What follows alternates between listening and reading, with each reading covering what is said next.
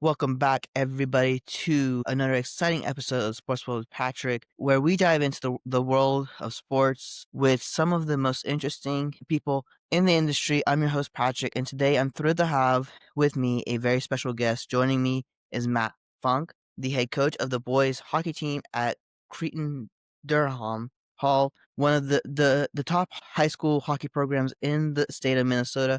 Coach Funk, welcome to the show. Thanks for having me, Patrik. It's great to have you on now, Matt. You've been with Cretin-Derham for a while, for quite some time, and you've seen your team go through some incredible seasons. Before we dive into the specifics of the program and your coaching philosophy, let's start with your journey. How did you first get involved in coaching, and what led you to Cretin-Derham Hall? Yep. So my family has long been educators and coaches. So I grew up in Minnesota. My dad he was a college hockey coach assistant at the University of St. Thomas, and then was a longtime high school head coach. So he coached at St. Thomas Academy, then St. Paul Central, which is a public school here in Minnesota. So I grew up in that household. Me and my brother and my sister, we all played sports. I played 3 sports in high school: football, hockey, and baseball, and then went to the University of Notre Dame, where I played club hockey. Notre Dame also every dorm had their own intramural sports team, so I played full contact, full pad football at Notre Dame.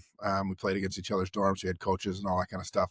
So sports were always a big part of my life. And in the summers, I was a counselor when I was younger at Minnesota hockey camps in Minnesota. And then in college, I got into coaching with a local legend, Mike Foley, who ran a camp in St. Paul. I coached there. Upon graduation, I coached youth hockey in St. Paul, Bantams and Pee-wees. And then about 4 years after college, I was a JV coach at St. Thomas Academy, my alma mater, for 10 years. Then went to St. Paul Academy as assistant varsity coach, took over their program, coached there for 3 years. And then I came to Cretin-Derham Hall 7 years ago as the varsity head coach. So for me, coaching's always been in my blood. I was doing it and also working at Target Corporation for 22 years.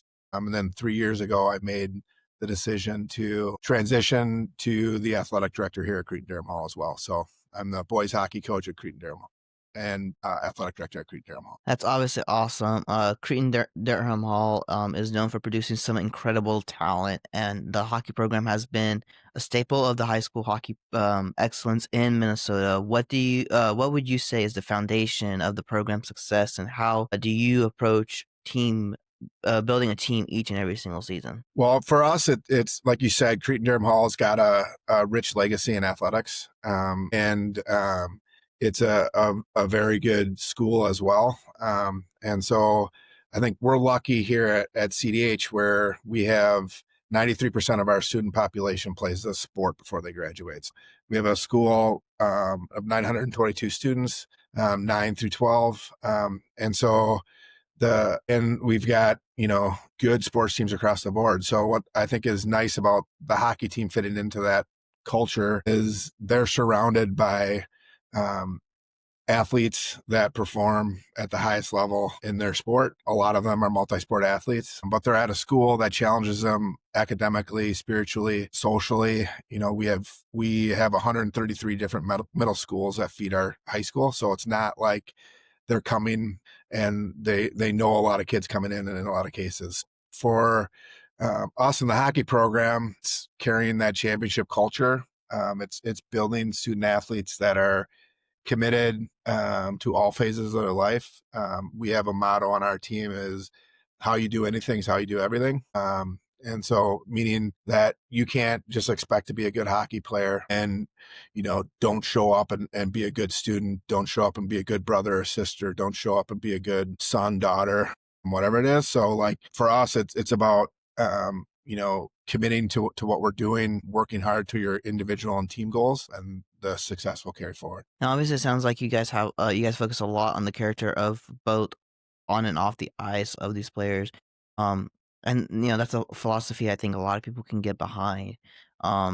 Now, when we talk about the high school hockey scene in Minnesota, it's such a competitive and passionate environment, with the XL Center selling out every single year for the Minnesota high school tournament, how do you manage the pressure of competing at such a high level while needing your players to focus on their long-term goals? Yeah, I think we're lucky in Minnesota. The model is one of the only models like we have left in the hockey world. So I know there's other states that do it pretty well with Massachusetts and Michigan, but Minnesota really is the model, and where we have still kind of that hometown team model. And so for us, the goal, obviously, I can give you some coach speak and tell you that we don't talk about going to the X every year. And really, we try not to focus on that. Our focus is, developing each and every one of our 40 players that are in the program, making sure that they're the best versions of themselves. And we know based off of our track record, if we get everybody maximizing their potential in the roles that they're trying to play, that we'll end up where we want to be. And we went to the state tournament the last 3 out of the 4 years. This year, we suffered a little bit of a heartbreaker to our rival in the section final, losing in double overtime. But I think that'll make us hungrier coming back next year and wanting to get that and reach that ultimate goal of getting to the X. And I know developing players, particularly in high school, is not very easy to do. I know because a lot of high school students, they tend to, feel the pressure of school definitely once you hit the junior year because you are trying to get into the school that you love. So that sort of, I do have this question because it's always been an interesting question that I've gotten asked a few times over the summer where because I normally go to the World Junior Showcase in Michigan, and you see some of these players who they're just coming up, they're playing U16, U17, U18, and they're trying to make the national team. And I know there's a lot of pressure on that too. I know Minnesota typically does, have a good amount on the roster of players on the roster in general. But how do you prepare your students during the season, to meet those expectations that they're expecting to have at the end of the year when they go to college? I think that's a really good question in terms of, I think our hockey athletes, any athlete today, but the hockey world is just more complicated and different. And so these kids are being pulled in multiple directions, and they may or may not have family advisors that are trying to help them in their hockey careers and tell them what they need to do. And so unlike a basketball or baseball, which is, a normal track where they're going to play high school for their 4 years and then go off to their college. Hockey's a little bit different when you have junior hockey in a landscape that is complicated for families and individuals. And so there's always this pressure on them. Do I need to leave high school early and go play juniors, or, what's the best route for me? And I think for us as a coaching staff, it's having these, conversations with kids, meet them where they're at, talk to them, give them feedback. We do it, we have scheduled 3 times a year. We have summer training. After summer training, we have an exit interview where we talk to each of the individuals about their game, where they need to work on, where we see them, what their role is going to be. Then we do it after tryouts. We talk to all the kids, every kid in the program, the same kind of thing. We do it at Christmas time, about halfway through, and then right before playoffs, we have these same conversations. But I think today's day and age, more than ever, you have to have these conversations, and it doesn't help to sugarcoat it. So you need to make sure that you're being honest in their feedback, because for us, there's 62 Division I college hockey programs, and for our student athletes, it's telling them, focus on the grades first. I mean, if you have over a 3.7 GPA, most likely all 62, if you're good enough, all 62 of those colleges are in play. The lower that GPA, the smaller that college selection gets. And so focusing there first, making sure everything's right there. And then with the hockey stuff, it's making sure you're focusing on skill and player development, what role and what coaches are hearing or telling you, and kind of where they see them at the next level. Because not everybody's going to be at the defenseman, not everybody's going to be Cale Makar, but Devon Tays and some of these other guys that don't have the skill set that Cale have made long careers by being really good, fundamentally sound, good stick defensemen. And so it's having those conversations with the individuals, like, be happy with who you are and the type of player you are, and make sure that you maximize that skill set. Now, there's always skills that you can work on. But I think that's the most important thing when you're dealing with a high school athlete. And obviously, development for players definitely when they're at the high school level, and with the way that Durham Hall has been, getting players ready to play at the college level, that it's very important, definitely in a state like Minnesota, where Minnesota has so many colleges you can go to within the state to play for, including like St. Cloud, Minnesota, St. Thomas, Mankato, and Bemidji. Obviously mentioning this, Cretin-Derham Hall has produced several players that have gone on to play in hockey in college and both at the professional level. What has been your approach when it comes to helping your players prepare for that next step in their hockey careers? Yeah, I think for us, I have my assistant coach, Nico Kapitanovic, harps on this all the time. We need to play a game that's translatable. And so for us, it'd be really easy. And I'm not saying this is the wrong approach, it's just not our approach. There are teams that have had a lot of success with their system and getting their players to play in that system. For us, it's about if we're really going to develop next level college players, it's about maximizing their potential and how they fit. So we play a game that's highly translatable to the college game, to the pro game.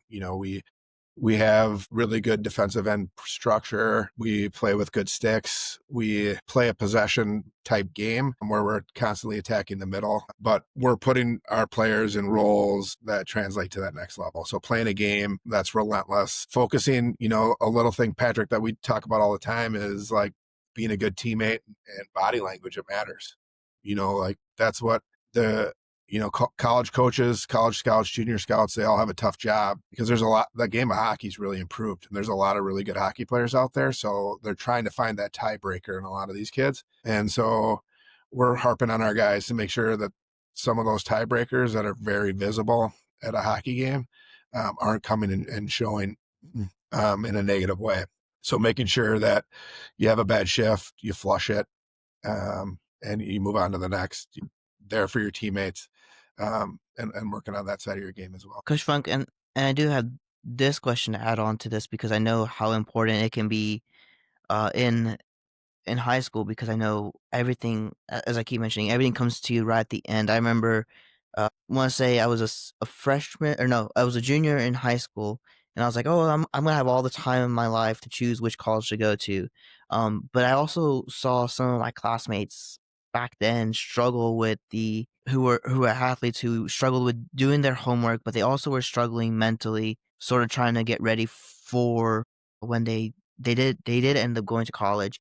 What do you think has been the key thing for you in developing players to have a strong mental game, given how mentally tough and physically tough hockey is? Yeah, I think there's a couple things with that is like number one, I think we're lucky with the type of school that we're at. We're a college prep school, and so the environment that these kids are in day out is focused on making them or helping them achieve their best self. And so it goes with the parents are committed to their development, the community here at school, teachers and faculty and staff are challenging them on a daily basis to make sure they stay on top of what they need to get done here. But then within the game itself, again, it's like I'm a strong believer in communication, both constructive feedback. So if those bad habits are creeping, it's making sure that we're making them aware of it, doing that in a way that's not, public shaming or anything like that, but in a way that's constructive. And then also highlighting the little wins that are out there. Kids in today's day and age, I don't want to go too far, but there is a ton of pressure and most of those are coming from external sources. And so it's making sure that they enjoy where they're at. They feel part of it, they feel valued, and we're doing that on a daily basis. And obviously, Coach Funk, as you mentioned, communication is one of the key things you have in your coaching philosophy.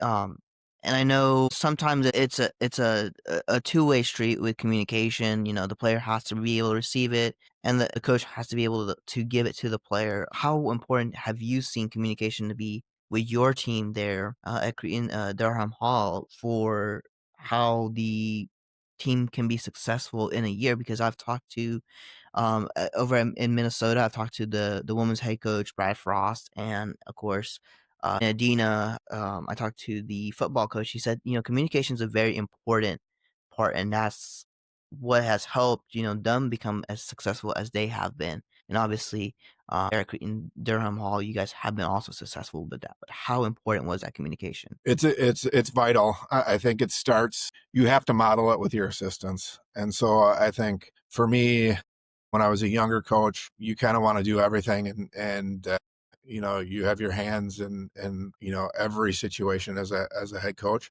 but you need to empower your assistants and be on the same page. And so, like, for me, it's never been about having assistants that just fall in line and repeat kind of my goals and visions. It's more about we're meeting on a daily, weekly basis on kind of what we're seeing with the team, thoughts we have. And so my assistants are giving me the feedback, whether it be the two JV assistants that are telling me, who are the guys that are next in line, who are they seeing? Because we're watching the games up top, but they see them every day at practice. But then it's my varsity assistants too on giving them a voice. And so oftentimes if you would walk into our locker room during the year or somebody new from the outside, you would sometimes think Nico's the head coach. Sometimes you would think, it's not that clear all the time, but that's how I like to run it. And I think the kids see that too. And they see you putting trust in who you work with. It's the same with their line mates, right? So if we have a superstar at center, he needs his two wings to really carry that line and make it most effective. And so if he's trying to do it all, it's not going to work. So we just open lines. We talk about it all the time. We meet a lot. We have, weekly film sessions, and there's a lot that goes into the season. But end of the day, I tell the guys, and this is super cheesy, but I tell them, I have two goals for you coming through my program. Number one, you're going to learn to love each other. And so you can imagine telling 14 to 18-year-old hockey players that they're going to, by the end of the season, they're going to, be comfortable telling each other they love them. And then number two, I want to be invited to their wedding someday. And I know that if those two things happen, they've had a positive experience, and that good things are going to come out of that. If they're a cohesive group, good things are going to come out. Obviously, that is a great thing to hear, Coach. Now let's go ahead. Let's have a little fun with some quick fire questions Yep. before we wrap up. Are you ready for this? All right. So the first question: if you could have dinner with any hockey player, past or present, who would it be? Wayne Gretzky. That's obviously a great choice. All right. To the next one. What's your pregame ritual, and do you have any superstitions as a coach? I know players do. Yeah. Pregame ritual would always be, I don't know if I have a pregame ritual, but I do have, I guess the biggest thing for me would be what I wear. And so it's the shoes that I wear. I have two sets of shoes that I wear, and my guys tell me I have great shoe game. So they're purple and gold, or purple and white, Nikes that I'll wear. I've got to wear the same hat. I go out first when I leave the locker room, and so the coaches know that too. There's an order in which we go out, and if that gets messed up, but I'm a creature of habit when it comes to like the bus and all that kind of stuff too. Making sure I'm the last one out of the locker room when we load the bus. Just double check everybody's locker so we don't forget anything. Those types of things. That's nice. Now, if you weren't coaching hockey, what would you be doing? That's a really good one. I think I would be, and I wouldn't be good at this, but probably a fishing guide up at my cabin, or like running a resort. My siblings, especially my brother-in-law, is a good fisherman, would tell me I'd be better at running the resort than I would be being a fishing guide. And lastly, this is a fun one. If you could have one superpower, what would it be? Teleport. I hate flying, and I know it's a necessary evil. My family gives me a lot of crap about it. I'd rather drive. And so if I need to get somewhere fast, it would be teleporting. And now I know in Minnesota it does snow during the winters. So do you prefer driving during the summer, or do you prefer driving during the winter? I'm good driving at all weather, I guess. I think for me, especially when I'm flying somewhere, if there's bad weather, I check the weather reports, and I'm telling my wife, it's only a little bit longer to drive. But, I think for us, the snow question is funny right now, because as the athletic director, spring sports are the hardest for me because we have to do a lot of rescheduling, and we've had snow all week this week. So It's not just in the winter. So it snows in April here too. Yeah, I like it when it's cold during the winter, and I like it when it snows. Unfortunately, with the way that the weather is coming around now that we're getting into spring, I'm sure I'm gonna see less of that. Mhm. Um, and then, Coach, before we finish up, I just want to ask two more questions. And what has been the most rewarding part of being a coach, and what keeps you motivated after a season? I think the most rewarding thing is the stories when our alumni come back, and I tell them this all the time.